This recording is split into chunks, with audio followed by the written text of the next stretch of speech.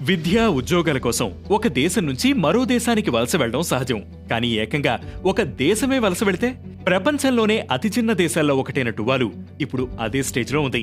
Pacific మహాసముద్రంలో ఉండే ఈ దేశ జనాభా 10,643. ఇక్కడి ప్రజలు సాంప్రదాయకంగా చేపలు పట్టడం, కొబ్బరి సాగు చేయడం, సముద్రంతో ముడిపడిన జీవనం గడుపుతారు. కానీ ఇప్పుడు ఆ సముద్రమే వారి పాలిట శాపంగా మారుతోంది. క్లైమేట్ చేంజ్ వల్ల సముద్ర మట్టాలు పెరిగి టువాలు మునిగిపోతోంది. దీంతో ప్రపంచంలో మొట్టమొదటిసారిగా ఒక దేశం మొత్తం వలస వెళ్లాలని ప్లాన్ చేస్తోంది. టువాలు సముద్ర మట్టం నుండి కేవలం 2 మీటర్ల ఎత్తులో ఉంది. ప్రపంచవ్యాప్తంగా గ్లోబల్ వార్మింగ్ వల్ల సముద్రాలు వేడెక్కుతున్నాయి, మంచు కరిగిపోతోంది. నాసా అధ్యయనాల ప్రకారం గత 30 ఏళ్లలో టువాలు చుట్టూ సముద్ర మట్టాలు 15 సెంటీమీటర్లు పెరిగాయి. 2050 నాటికి దేశంలోని చాలా భాగాలు, ముఖ్యమైన ఇన్ఫ్రాస్ట్రక్చర్ సముద్రంలో మునిగిపోతాయి. ఇప్పటికే ఉప్పు నీరు భూమిలోకి రావడంతో పంటలు నాశనమవుతున్నాయి, తాగునీరు కలుషితమవుతోంది, సునామీలు మరింత తీవ్రమవుతున్నాయి. ఫలితంగా టువాలు ప్రజలు క్లైమేట్ రిఫ్యూజీలుగా మారుతున్నారు.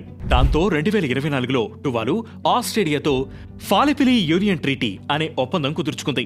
ఇది ప్రపంచంలో మొట్టమొదటి క్లైమేట్ రిఫ్యూజీ వీసా ప్రోగ్రాం. ప్రతి సంవత్సరం 280 మంది టువాలు పౌరులు ఆస్ట్రేలియాకు వలస వెళ్లి పర్మనెంట్ రెసిడెంట్లుగా ఉండవచ్చు. వారికి ఆరోగ్యం, విద్య, ఉద్యోగాలు, హౌసింగ్ లో ఆస్ట్రేలియా పౌరుడితో సమాన హక్కులు ఉంటాయి. వీసాలను లాటరీ ద్వారా కేటాయిస్తారు.